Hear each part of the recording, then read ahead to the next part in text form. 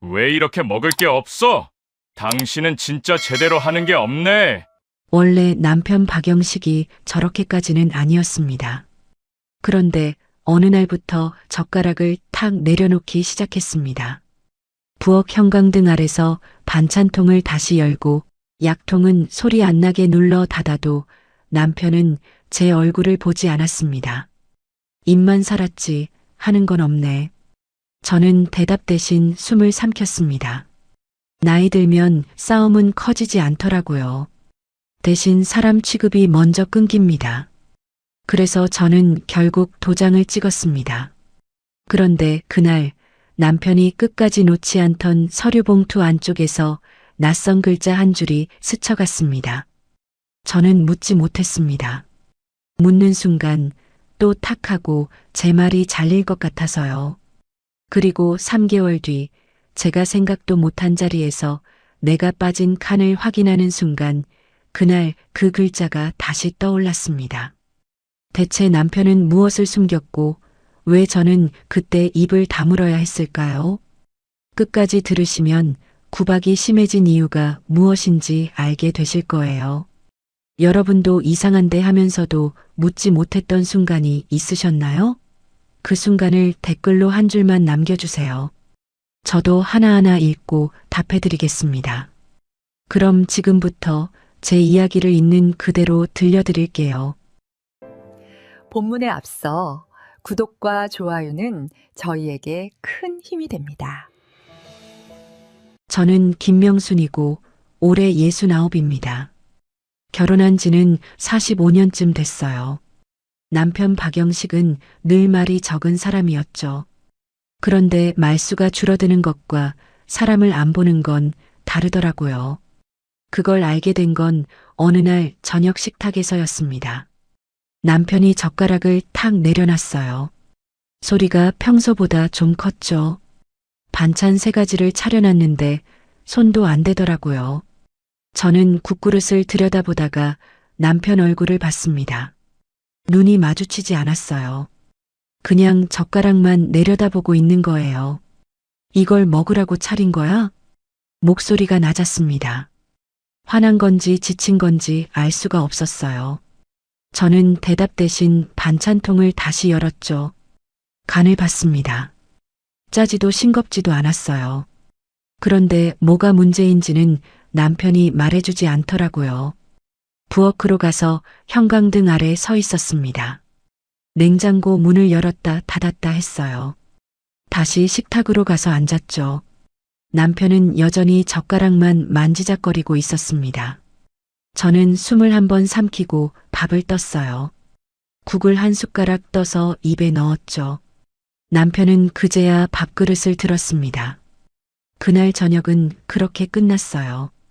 설거지를 하면서 물컵을 씻는데 손에 힘이 안 들어가더라고요. 컵을 싱크대에 내려놓는 소리가 평소보다 작았습니다. 발소리도 줄였어요. 슬리퍼를 끌지 않고 들어서 걸었죠. 남편이 거실 소파에 앉아 있었거든요. 원래 남편은 무뚝뚝했습니다. 그런데 무뚝뚝한 것과 거친 건 달라요. 예전엔 말은 없어도 제가 뭘 하든 신경 안 썼거든요. 그런데 어느 순간부터 제가 하는 모든 게 눈에 거슬리는 것처럼 보이기 시작했습니다. 다음 날 아침에도 똑같았어요. 아침상을 차렸는데 남편이 젓가락을 들지 않더라고요. 그냥 신문만 보고 있었습니다. 저는 된장찌개 간을 다시 맞췄어요. 김치를 더 썰어서 접시에 담았죠. 남편은 신문을 접으면서 한숨을 한번 쉬었습니다. 당신은 진짜 해놓는 게 없네. 그 말을 듣고 저는 숟가락을 놨어요. 반박하지 않았습니다. 반박하면 더 길어질 것 같았거든요. 그냥 고개를 숙이고 밥을 먹었죠. 남편도 밥을 먹었습니다. 하지만 둘 다 말이 없었어요. 그날 오후에 빨래를 널면서 생각했습니다. 남편이 언제부터 저렇게 됐는지 정확히 기억이 안 나더라고요. 한두 달 전쯤부터였나 싶기도 하고 어쩌면 더 오래됐을 수도 있었어요. 서서히 변한 거라 딱 집어서 말하기가 어려웠습니다. 저녁 때가 되면 긴장이 됐어요. 남편이 젓가락을 어떻게 놓을지, 뭐라고 할지 몰랐거든요. 반찬을 4가지 준비했습니다. 국도 다시 끓였어요. 밥상을 차리고 남편을 불렀죠. 남편이 식탁에 앉았어요. 젓가락을 들었습니다. 반찬 하나를 집었죠. 씹다가 멈췄어요. 그리고 젓가락을 도마 위에 탁 소리나게 놓더라고요. 입만 살았지. 그 말이 끝이었습니다. 더 이상 아무 말도 안 하고 밥만 먹었어요. 저도 말없이 먹었죠. 설거지할 때 손이 떨렸습니다. 그릇을 씻으면서 물을 한참 틀어놨어요. 물소리가 커야 제 한숨 소리가 안 들릴 것 같았거든요. 밤이 됐습니다. 남편은 먼저 방에 들어갔어요. 저는 거실에서 텔레비전을 봤죠. 드라마가 나오고 있었는데 내용이 하나도 안 들어왔습니다. 자막만 눈으로 따라갔어요. 새벽에 잠이 깼습니다. 화장실 가려고 일어났는데 부엌에서 소리가 나더라고요. 물컵 부딪히는 소리였어요. 남편이 물을 마시고 있었습니다. 저는 방문 앞에 서서 기다렸죠. 물소리가 멈췄어요. 기침 소리가 한 번 났습니다. 짧게 참는 것처럼요. 저는 문을 열지 않았습니다. 묻지도 않았어요. 남편이 제 방문 앞을 지나가는 발소리가 들렸죠. 저는 그대로 누웠습니다. 천장만 보다가 다시 잠들었어요. 다음 날도 그 다음 날도 비슷했습니다. 남편은 말을 줄였어요. 저는 물음을 줄였죠. 나이 들면 싸움은 커지지 않는다는 걸 그때 알았습니다. 대신 사람 취급이 먼저 끊기더라고요. 어느 날 저녁 남편이 또 젓가락을 내려놨어요. 이번엔 소리도 안 냈습니다. 그냥 조용히 놓고 제 얼굴을 보지 않았어요. 저는 반찬을 더 꺼내지 않았습니다. 그냥 앉아 있었죠. 왜 그러세요? 제가 물었습니다. 남편은 대답하지 않았어요. 그냥 밥만 먹었습니다. 저도 더 이상 묻지 않았죠. 물어봐야 대답이 없다는 걸 알았거든요. 설거지를 하면서 싱크대를 오래 닦았습니다. 수세미로 같은 자리를 여러 번 문질렀어요. 물을 틀어놓고 멍하니 서 있었죠. 남편은 거실에서 텔레비전을 보고 있었습니다. 그날 밤 저는 잠이 안 왔어요. 이불을 덮고 누워 있었는데 남편 숨소리만 들렸습니다. 규칙적이었어요. 저는 눈을 감았다 떴다 했죠. 시계를 봤습니다. 새벽 2시였어요. 일어나서 부엌으로 갔습니다. 물을 한 컵 마셨어요. 창밖을 봤죠. 가로등 불빛만 보였습니다. 저는 컵을 싱크대에 놓고 다시 방으로 들어갔어요. 남편은 여전히 자고 있었습니다. 저는 이불을 덮고 천장을 봤어요. 그날 밤 내내 한 가지 생각만 맴돌았습니다.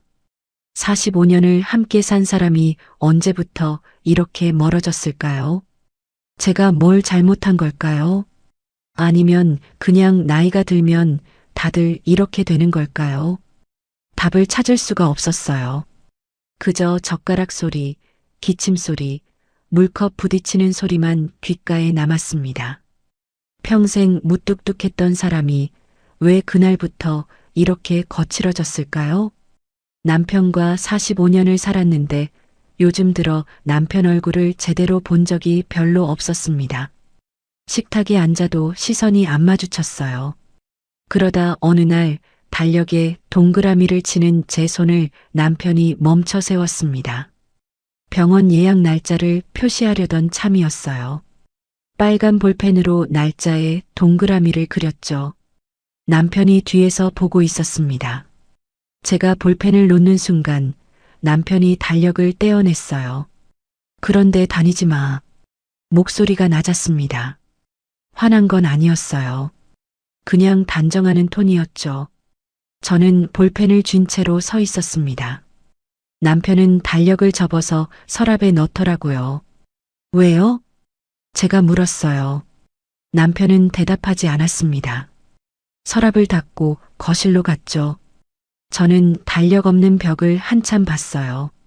예약은 이미 잡혀 있었습니다. 그런데 달력에 표시할 수가 없었어요. 다음 날 예약 시간을 미뤘습니다.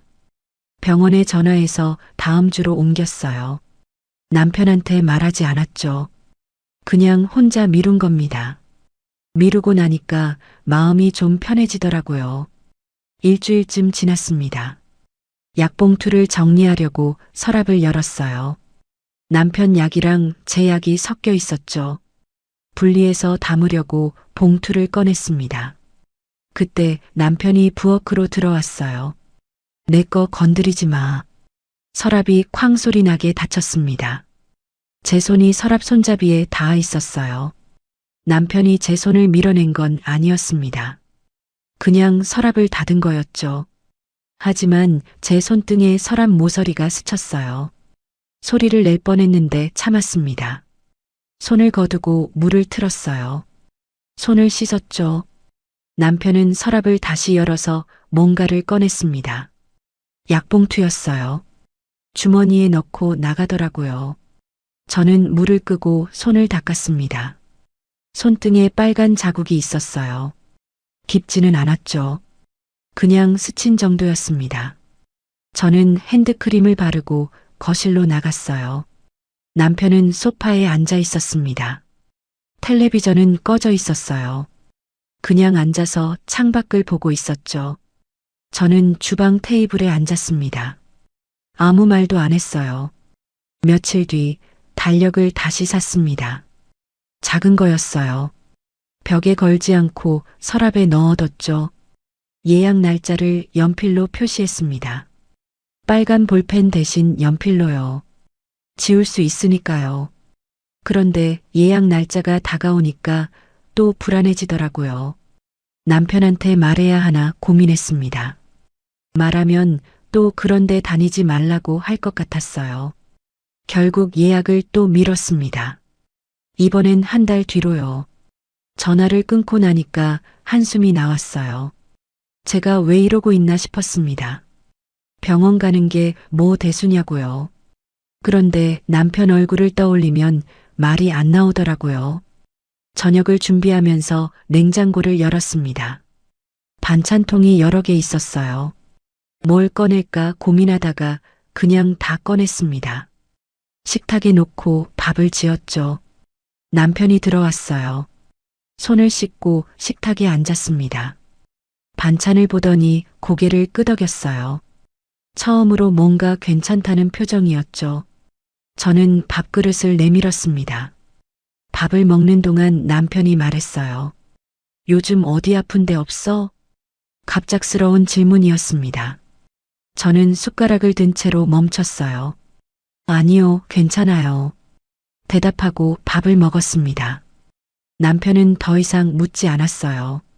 저도 더 말하지 않았죠. 설거지를 하면서 생각했습니다. 남편이 왜 물어봤을까요? 걱정해서였을까요? 아니면 제가 병원 이야기를 꺼낼까봐 미리 차단한 걸까요? 잘 모르겠더라고요.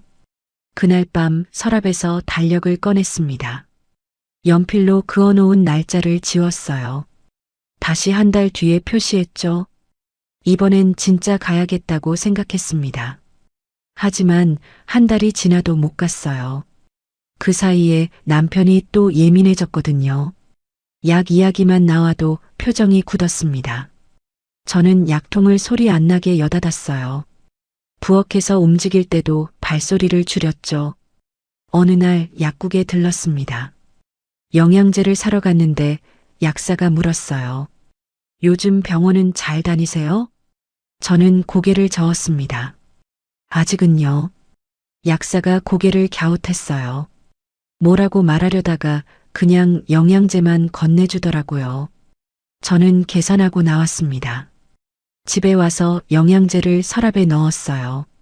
남편 약 옆에 놓으려다가 멈췄습니다. 남편이 건드리지 말라고 했던 게 생각났거든요.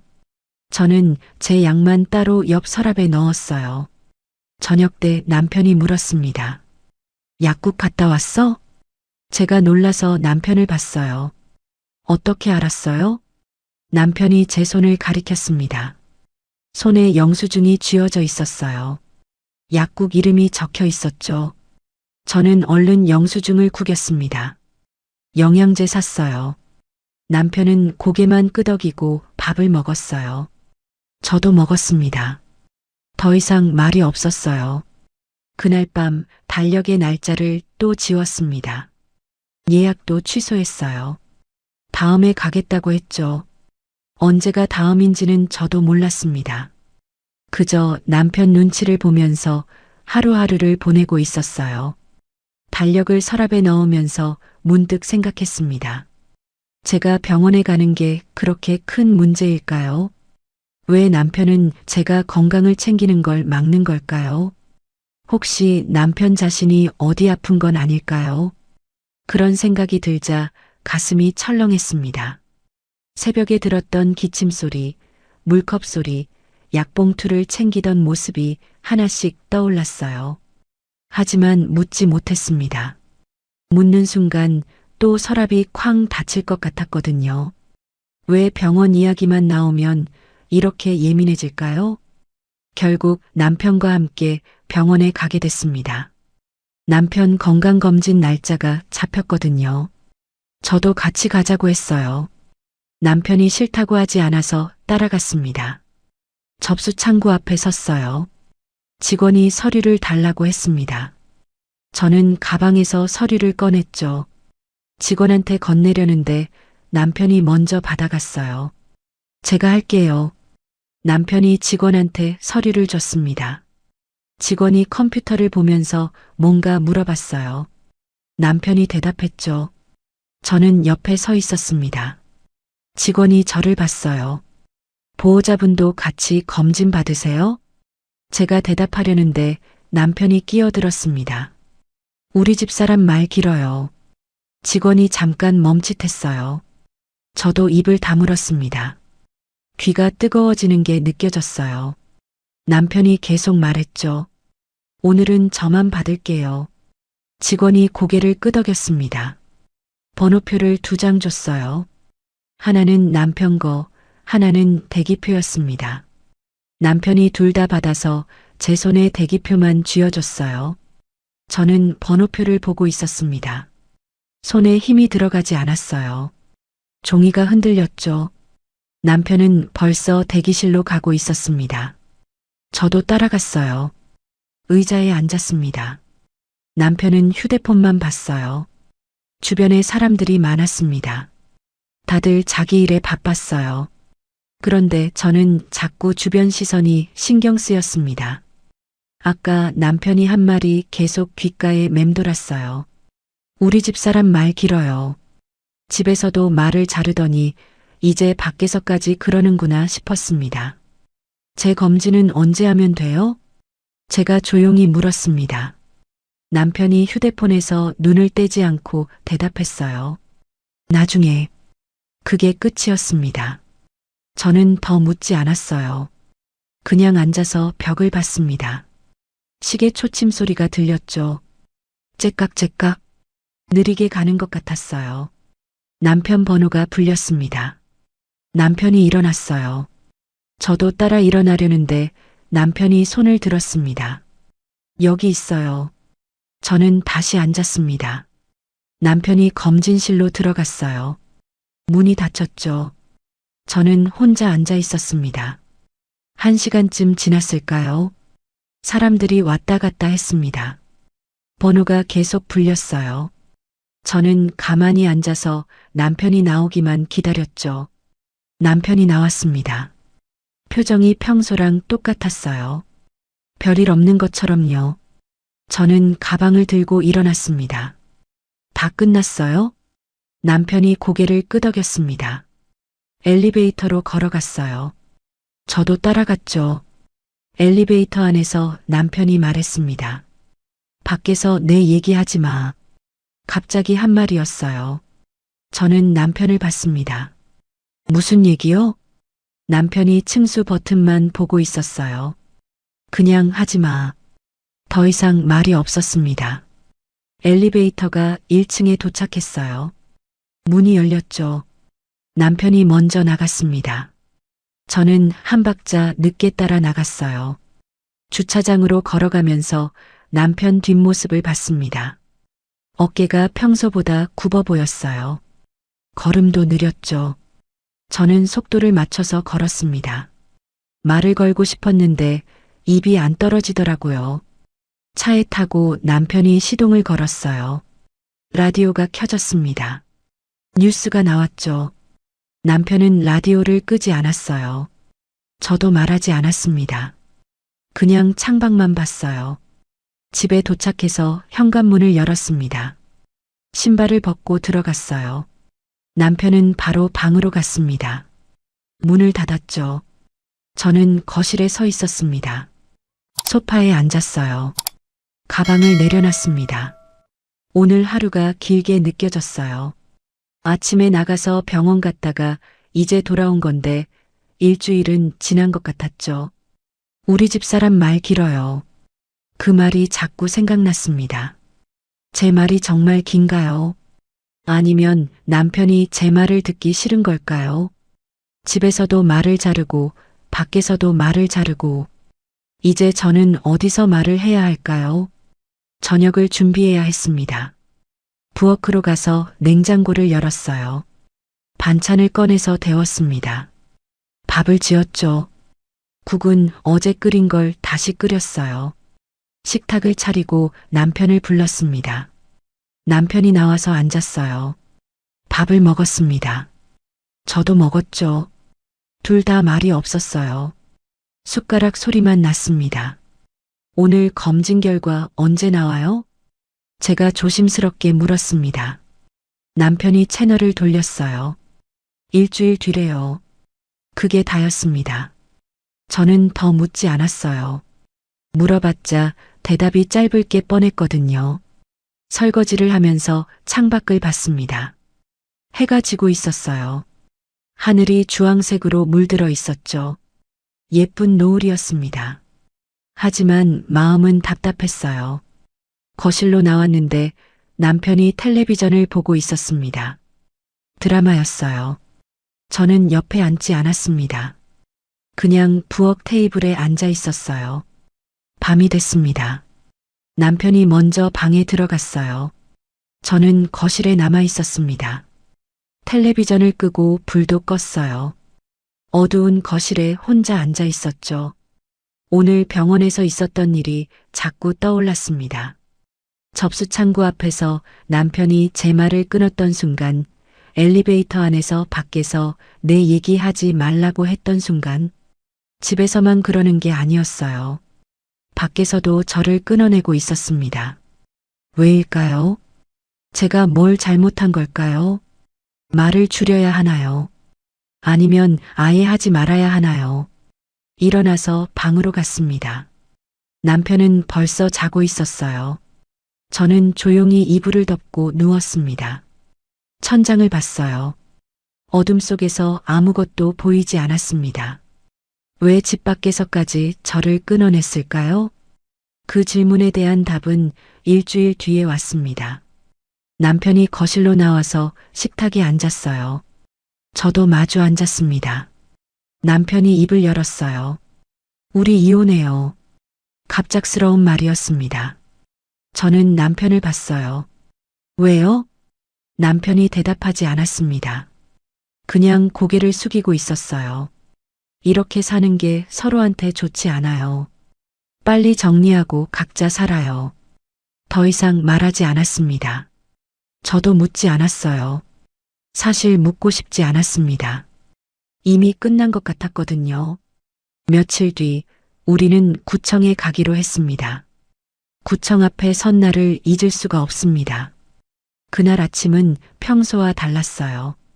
남편이 먼저 일어나서 양복을 꺼내 입더라고요. 저도 외출복을 챙겨 입었죠. 옷장에서 옷을 고르는데 손이 떨렸습니다.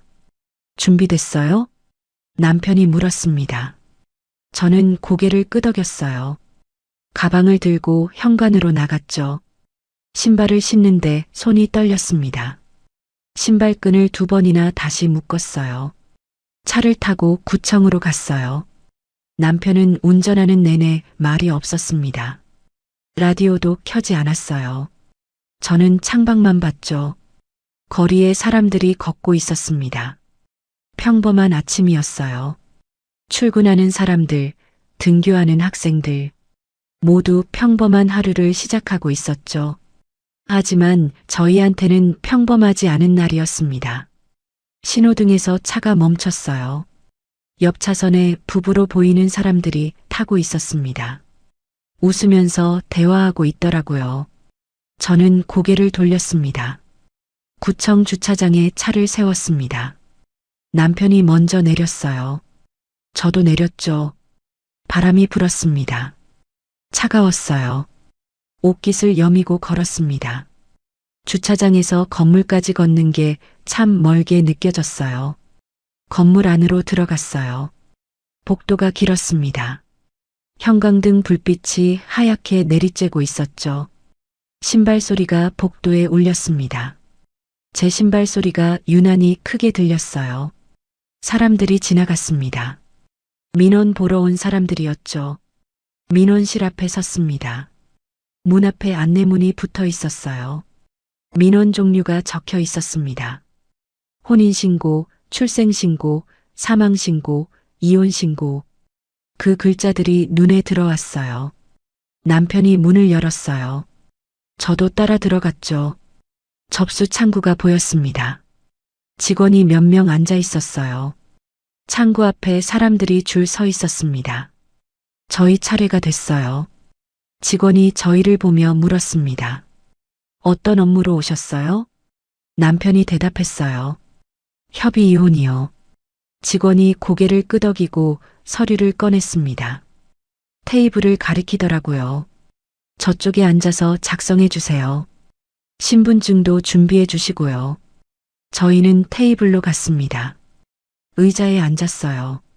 테이블에 다른 사람들도 앉아서 서류를 쓰고 있었습니다. 혼인신고하는 젊은 부부도 보였어요. 행복해 보였습니다. 남편이 서류를 펼쳤습니다. 볼펜을 꺼내서 제 앞에 놨죠. 저는 서류를 내려다봤어요. 서류를 보는데 글자가 잘 안 들어왔습니다. 이름 쓰는 칸, 주민등록번호 칸, 날짜 칸이 보였어요. 혼인 날짜를 적는 칸도 있었습니다. 45년 전 날짜가 떠올랐어요. 제 손으로 볼펜을 들었죠. 무거웠습니다. 이름을 썼어요. 김명순. 글씨가 평소보다 떨렸습니다. 주민등록번호를 썼습니다. 날짜를 적었죠. 손이 계속 떨렸습니다. 글씨가 삐뚤빼뚤했어요. 남편도 자기 칸을 채우고 있었습니다. 볼펜 소리만 났어요. 극적거리는 소리요. 그 소리가 유난히 크게 들렸습니다. 주변이 조용했거든요. 남편이 서류를 다 쓰고 일어서려는데 제가 물었습니다. 정말 이렇게 하는 게 맞아요? 남편이 잠깐 멈췄어요. 저를 봤습니다. 이혼은 빨리 끝내자. 서로 힘들잖아요. 그 말에 저는 더 이상 묻지 못했습니다. 남편이 이상하리만큼 서둘렀거든요. 서류 작성이 끝났어요. 남편이 서류를 들고 일어났습니다. 저도 따라 일어났죠. 접수 창구로 갔어요. 다시 줄을 섰습니다. 앞에 있던 사람들이 업무를 보고 있었어요. 한 사람씩 창구로 가서 서류를 내고 도장을 찍었습니다. 저희 차례가 다가왔어요. 직원이 서류를 받아서 확인했습니다. 컴퓨터에 뭔가 입력하더라고요. 키보드 소리가 딱딱딱 났어요. 타자 치는 소리가 들렸습니다. 그러고 나서 도장을 꺼냈습니다. 여기 도장 찍어주세요. 인주를 펴놓고 도장을 건넸어요. 빨간 인주 냄새가 났습니다. 코를 찌르는 냄새였어요. 어지러웠습니다. 숨을 크게 들이쉬었어요. 남편이 먼저 도장을 찍었어요. 쿵 소리가 났습니다. 서류에 빨간 도장이 찍혔죠. 선명했어요. 남편 이름 옆에 빨간 도장이 찍혀 있었습니다. 제 차례였습니다. 도장을 받아들었어요. 손이 떨려서 인주에 제대로 찍히지 않았습니다. 한 번 더 찍었어요. 서류 위에 내려놨습니다. 쿵! 소리가 났어요. 제 이름 옆에 빨간 도장이 찍혔습니다. 제 손은 떨리는데 남편은 담담했습니다. 표정 변화가 없었어요. 그냥 서류만 보고 있었습니다. 마치 다른 사람 일을 보는 것처럼요. 감정이 느껴지지 않았어요. 직원이 서류를 정리했어요. 파일에 끼워 넣더라고요. 컴퓨터에 뭔가 더 입력했습니다. 접수 완료됐습니다. 이혼신고 증명서는 일주일 뒤에 나와요. 우편으로 보내드릴게요. 저희는 고개를 끄덕였습니다. 민원실을 나왔어요. 복도를 걸어 나오는데 남편이 서류 봉투를 들고 있더라고요. 하얀 봉투였습니다. 언제 챙긴 건지 모르겠었어요. 아까는 못 봤거든요. 어디서 가져온 걸까요? 그게 뭐예요? 제가 물었습니다. 남편이 봉투를 손에 꼭 쥐었어요. 서류요. 더 자세히 말해주지 않았습니다. 저는 봉투를 보려고 고개를 숙였죠. 남편이 봉투를 살짝 돌렸어요. 제가 못 보게요. 몸으로 가렸습니다. 무슨 서류인데요? 다시 물었습니다. 남편이 걸음을 멈추지 않고 대답했어요. 나중에 얘기해요. 출구로 나갔습니다. 밖으로 나오니 햇빛이 눈부셨어요. 눈을 가렸습니다.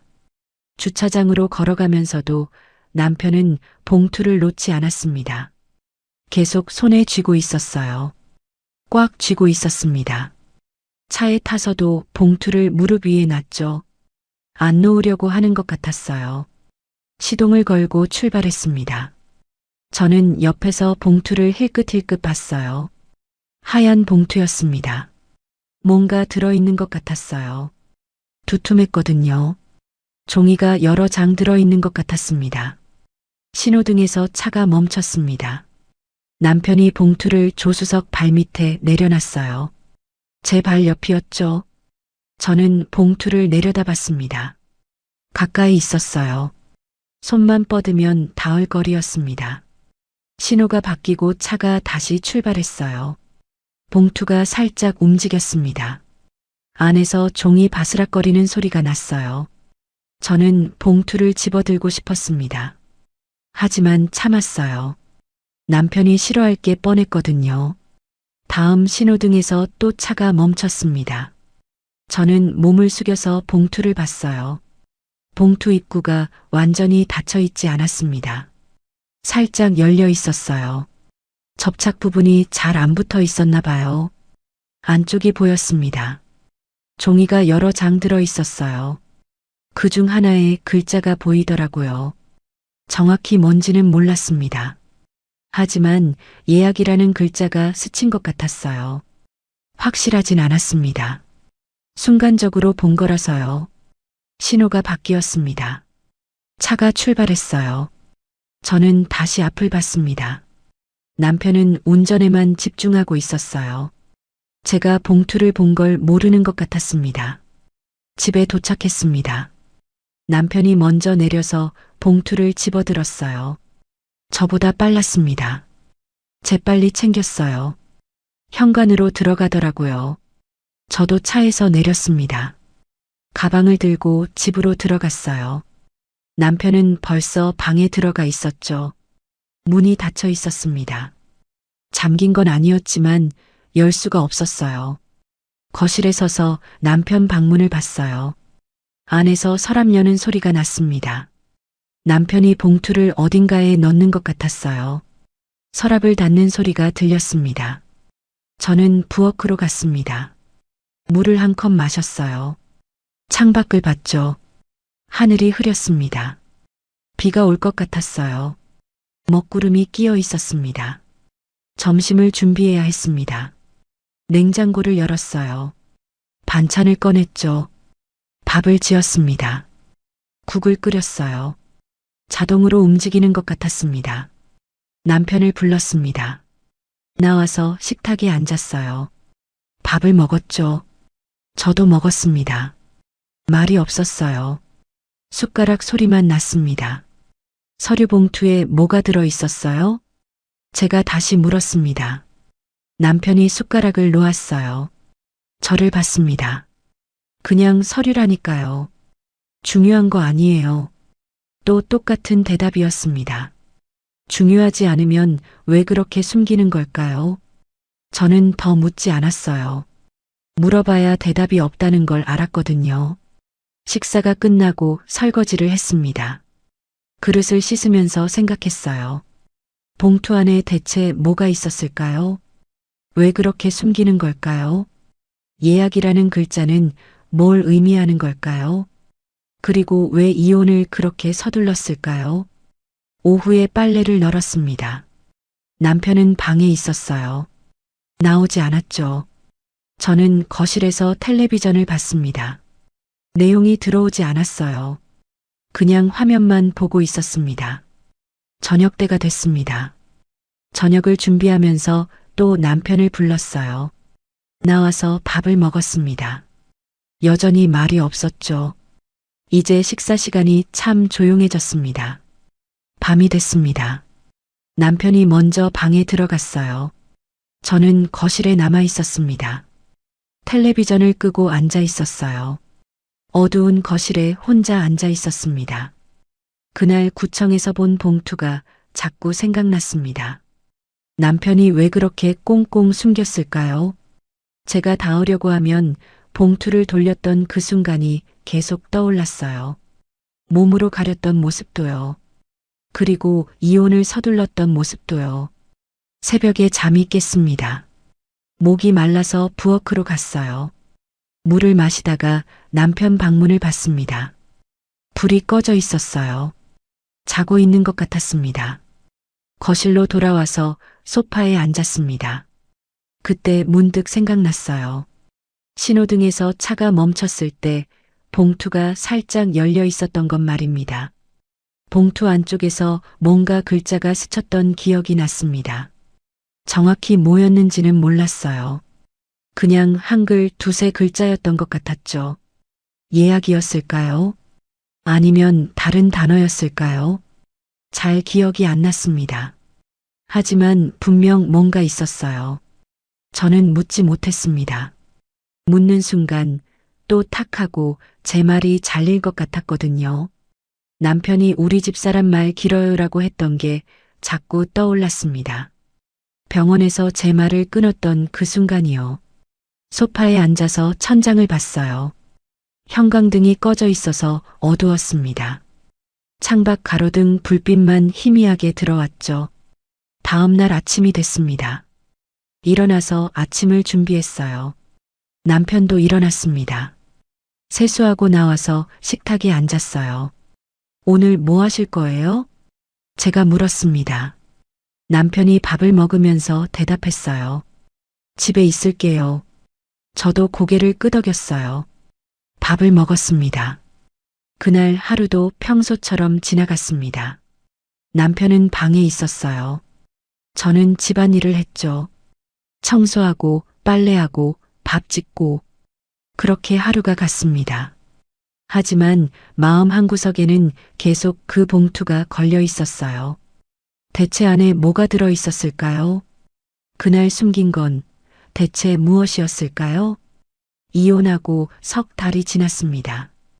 혼자 사는 게 익숙해질 만도 한데 아직은 어색했어요. 아침에 일어나면 옆자리를 보게 되더라고요. 아무도 없었죠. 빈자리만 있었습니다. 베개가 하나만 있는 게 이상했어요. 남편은 집을 나갔습니다. 짐을 챙겨서 어디론가 갔어요. 어디로 갔는지 말하지 않았습니다. 저도 묻지 않았죠. 주소만 받았어요. 나중에 연락할 일이 있을까 봐요. 혼자 있으니 집이 넓게 느껴졌습니다. 방 2개에 거실 하나. 예전엔 딱 맞는 크기였는데 이젠 텅 빈 것 같았어요. 발소리가 울렸습니다. 움직일 때마다 소리가 났어요. 식사 시간이 참 조용했습니다. 혼자 밥을 먹으니 맛이 없었어요. 반찬을 해도 남았습니다. 혼자 먹기엔 많았거든요. 냉장고에 반찬이 쌓여갔어요. 어느 날 오후 휴대폰이 울렸습니다. 모르는 번호였어요. 받지 않았죠. 부재중 전화로 남았습니다. 누굴까 싶었는데 다시 전화가 오지 않아서 그냥 넘어갔어요. 다음 날 또 같은 번호에서 전화가 왔어요. 이번에도 안 받았습니다. 누군지 몰랐거든요. 스팸일 거라고 생각했어요. 요즘 스팸 전화가 많잖아요. 일주일 사이에 그 번호에서 5번 전화가 왔습니다. 저는 한 번도 받지 않았어요. 부재중 전화만 쌓여갔죠. 화면을 볼 때마다 그 번호가 보였습니다. 같은 번호가 계속 반복됐어요. 어느 날 문자가 왔습니다. 같은 번호에서요. 전화 좀 받아주세요. 중요한 일입니다. 누구인지 밝히지 않았어요. 이름도 소속도 없었습니다. 저는 문자를 읽고 지웠어요. 그냥 모르는 사람이겠거니 했죠. 그런데 며칠 뒤 또 문자가 왔습니다. 보호자분 연락이 필요합니다. 박영식 씨 관련입니다. 보호자라는 단어에 가슴이 철렁했어요. 박영식, 남편 이름이었습니다. 혹시 남편한테 무슨 일이 생긴 걸까요? 하지만 저는 이미 보호자가 아니었어요. 이혼했으니까요. 법적으로는 남이었습니다. 남편한테 전화했습니다. 몇 번을 울려도 안 받더라고요. 한참을 기다렸는데 나중에 문자가 왔어요. 나중에요. 그게 전부였습니다. 저는 휴대폰을 내려놨어요. 불안했습니다. 다음 날 아침 또 그 번호에서 전화가 왔습니다. 이번엔 받았어요. 여보세요? 상대방이 잠깐 멈칫하더니 물었습니다. 박영식 씨 보호자분이세요? 순간 할 말을 잃었어요. 목이 막혔습니다.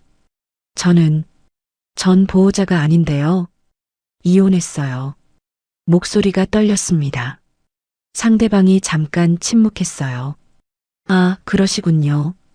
죄송합니다. 연락처가 이쪽으로 돼 있어서요. 잠깐 말을 멈췄다가 다시 이어갔습니다. 실은 환자분 상태가 급격히 악화됐습니다. 혹시 연락 가능한 보호자분 계세요? 환자, 상태 악화. 그 단어들이 귓가에 맴돌았어요. 숨이 막혔습니다. 얼마나 안 좋은데요? 제가 물었습니다. 상대방이 조심스럽게 말했어요. 자세한 건 직접 오셔야 설명드릴 수 있을 것 같습니다. 전화를 끊었습니다. 손이 떨렸어요. 소파에 앉았죠. 심장이 빠르게 뛰었습니다. 남편한테 다시 전화했습니다. 이번에도 안 받았어요. 문자를 보냈습니다. 병원에서 연락 왔어요. 상태가 안 좋다는데 무슨 일이에요? 답장이 오지 않았습니다. 1시간을 기다렸어요. 2시간을 기다렸죠. 밤이 돼도 답이 없었습니다. 다음 날 남편 집에 가봐야겠다고 생각했습니다. 어디 사는지는 알고 있었어요. 이혼할 때 주소를 받아뒀거든요. 버스를 타고 갔습니다. 1시간쯤 걸렸어요. 낯선 동네였습니다. 아파트 단지가 보였죠. 현관 비밀번호를 눌렀습니다. 남편이 알려준 번호였어요. 문이 열렸죠. 들어가려다가 발이 멈췄습니다. 제가 여기 와도 되는 걸까요? 이미 남이 된 사람인데요. 망설이다가 돌아섰어요. 현관문이 닫혔습니다. 버스 정류장으로 걸어갔습니다. 벤치에 앉아서 한참을 있었어요. 버스가 2대 지나갔습니다. 저는 타지 않았어요. 결국 다시 아파트로 갔습니다. 이번엔 현관문을 열고 들어갔어요. 엘리베이터를 탔죠. 6층으로 올라갔습니다. 남편 집 앞에 섰어요. 초인종을 눌렀습니다. 딩동 소리가 났어요. 안에서 발소리가 나지 않았습니다. 다시 한번 눌렀어요. 여전히 대답이 없었습니다. 남편이 없는 것 같았어요. 병원에 있는 걸까요? 집으로 돌아왔습니다.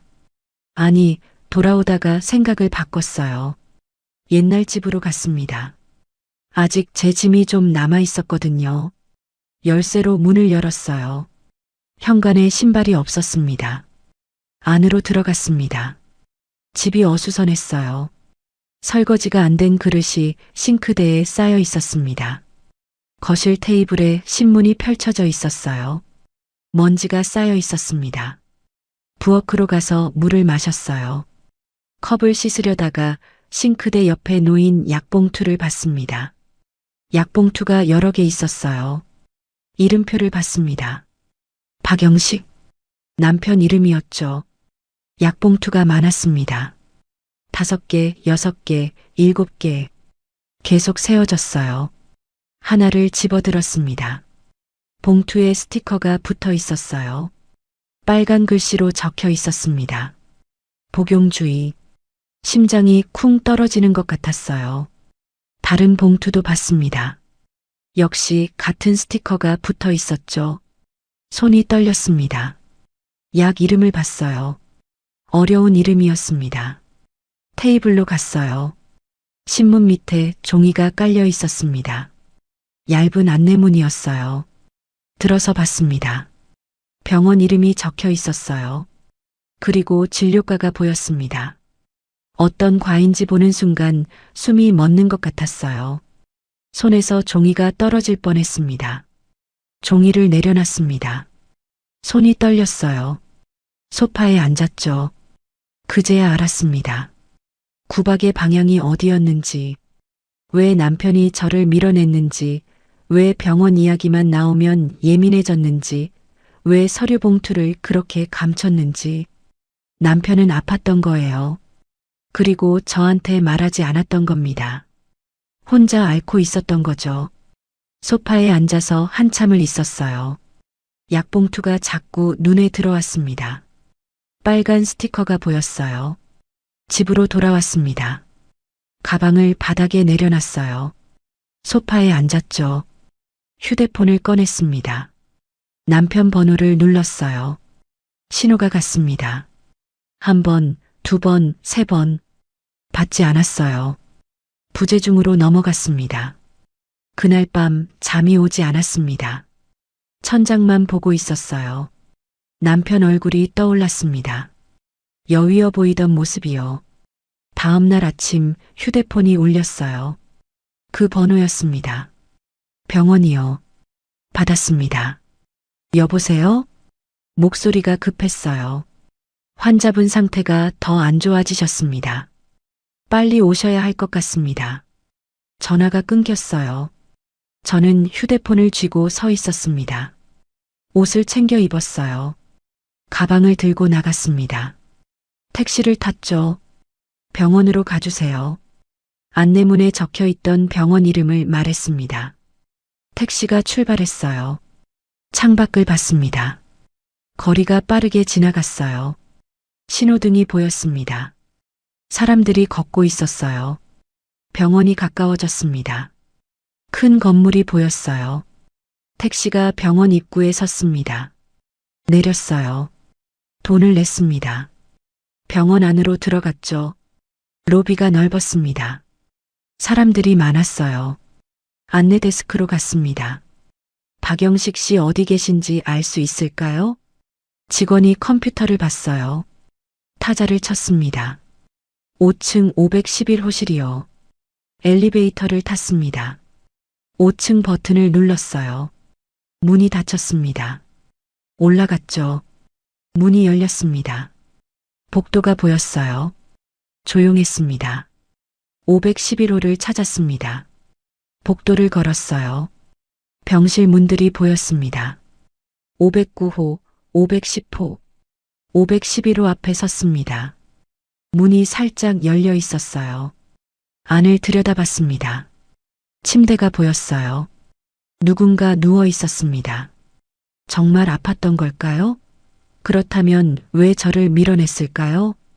병실 문 앞에 서 있습니다. 안을 보는데 숨이 막혔어요.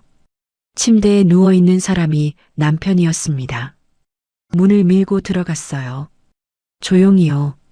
남편은 자고 있었습니다. 침대 옆에 링거가 달려 있었어요. 기계들이 놓여 있었습니다. 삐소리가 규칙적으로 났죠. 가까이 갔습니다. 남편 얼굴을 봤어요. 너무 여위였습니다. 뺨이 푹 꺼졌어요. 얼굴색이 누렇게 변해 있었습니다. 입술이 바짝 말라 있었어요. 이게 45년을 함께 산 사람 맞나요? 석 달 전만 해도 이렇지 않았는데요. 침대 옆 의자에 앉았습니다. 남편을 보고 있었어요. 가슴이 아팠습니다. 얼마나 있었을까요? 문이 열렸어요. 간호사가 들어왔습니다.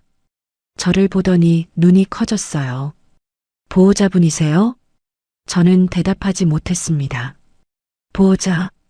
그 단어가 묵직했어요. 저는 말이 나오지 않았습니다. 간호사가 차트를 보더라고요. 보호자분 연락이 안 돼서 걱정했어요. 환자분 상태가 어제부터 급격히 안 좋아지셔서요. 저는 남편을 봤습니다. 그렇게 아팠구나. 그렇게 안 좋았구나. 관계가 어떻게 되세요? 간호사가 물었습니다. 저는 입을 열었어요. 전 배우자예요. 아니, 전 배우자였어요. 이혼했어요. 간호사가 잠깐 당황한 표정을 지었습니다. 아, 그러시군요. 그럼 현재 보호자분은 따로 계세요? 저는 고개를 저었습니다. 잘 모르겠어요. 간호사가 차트를 넘겼어요. 뭔가를 보더니 고개를 갸웃했습니다. 보호자 등록이 안 돼 있네요. 입원하실 때 보호자 서류를 안 쓰신 것 같은데.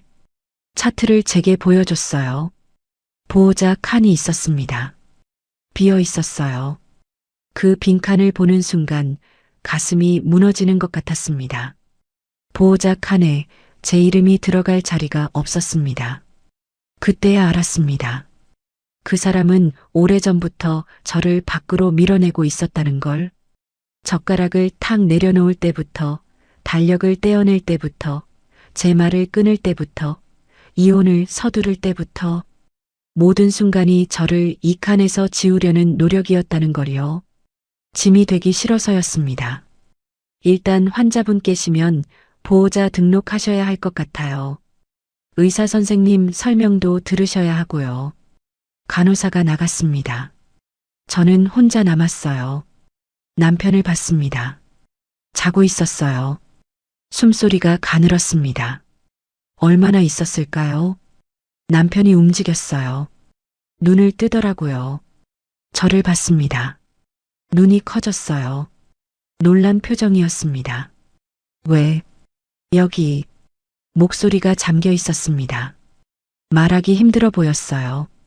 병원에서 연락 왔어요. 상태가 안 좋다고요. 남편이 눈을 감았습니다. 한숨을 쉬었어요. 오지 말라고 했는데. 작은 목소리였습니다. 왜 말 안 했어요? 왜 혼자 알았어요? 제가 물었습니다. 남편이 눈을 떴어요. 저를 봤습니다. 당신 인생 더 망치고 싶지 않았어요. 눈물이 고였습니다. 남편 눈에요. 45년이나 당신 묶어놨잖아요. 이젠 자유롭게 살아야죠.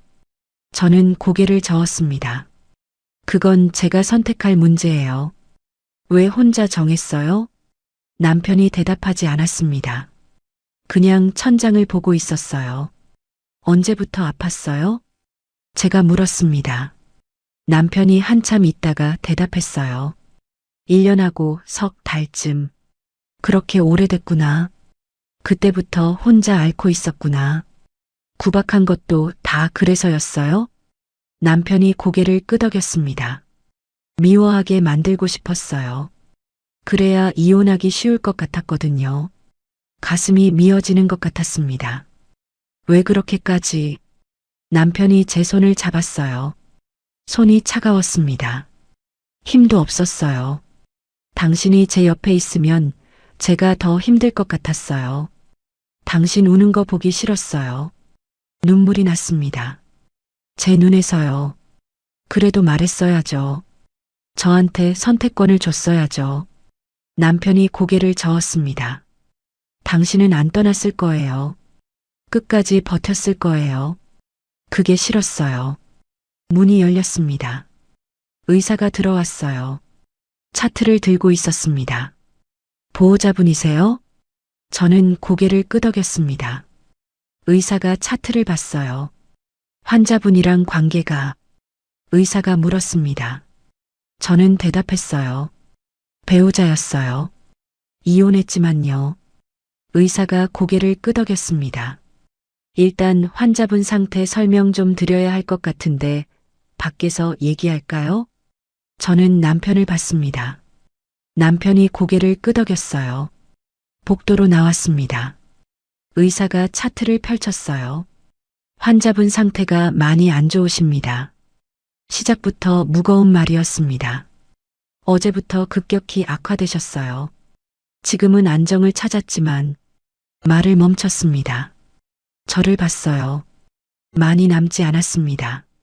그 말에 다리에 힘이 풀렸습니다. 벽에 기댔어요. 얼마나요? 제가 물었습니다.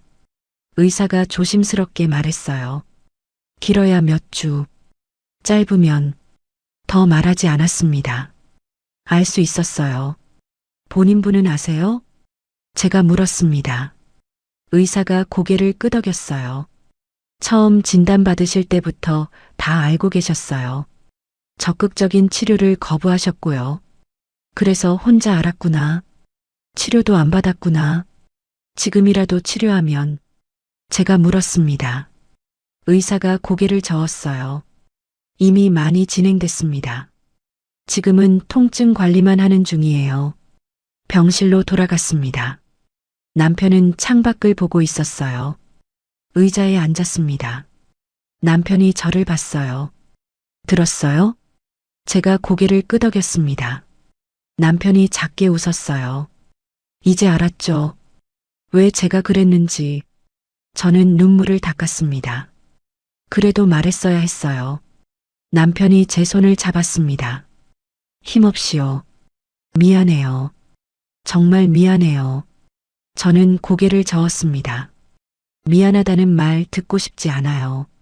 남편이 잠깐 침묵했어요. 그러고 나서 말했습니다. 그럼 뭐라고 하면 돼요? 저는 대답하지 못했습니다. 뭐라고 해야 할지 몰랐거든요. 창밖을 봤습니다. 해가 지고 있었어요. 하늘이 붉게 물들어 있었습니다. 당신과 45년 살았어요. 남편이 말했습니다. 행복했어요. 힘들 때도 있었지만 대부분은 좋았어요. 저는 남편을 봤습니다. 저도요. 남편이 웃었습니다. 작게요. 나한테 너무 오래 묶여 있었죠. 저는 고개를 저었습니다. 묶인 게 아니었어요. 남편이 제 손을 꽉 쥐었습니다. 힘이 없었지만요. 미안하다. 고마웠다. 그 말에 눈물이 났습니다. 참을 수가 없었어요. 남편도 눈물을 흘렸습니다. 조용히요. 둘 다 말이 없었습니다. 그냥 손을 잡고 있었어요. 창밖을 봤습니다. 해가 완전히 졌어요. 어두워졌습니다. 간호사가 들어왔습니다. 링거를 확인했어요. 기계를 체크했습니다. 나갔어요. 남편이 눈을 감았습니다. 숨소리가 규칙적이었어요. 잠든 것 같았습니다. 저는 그대로 앉아 있었습니다. 남편 손을 잡은 채로요. 밤이 깊어갔습니다. 병실이 조용했어요. 기계 소리만 났습니다. 비, 비, 비. 그 소리를 들으면서 생각했습니다. 45년이 길다면 길고 짧다면 짧은 시간이었어요. 그 시간 동안 우리는 많은 걸 함께 했습니다. 기쁜 일도 슬픈 일도 평범한 일도. 그리고 이제 끝이 보였습니다. 남편이 저를 밀어냈던 이유를 알았어요. 저를 자유롭게 하려고 했던 거죠. 하지만 저는 자유를 원하지 않았습니다. 그냥 함께 있고 싶었어요. 남편 손이 따뜻해지는 것 같았습니다. 제 손으로 감싸줘서요. 새벽이 됐습니다. 창밖이 밝아지기 시작했어요.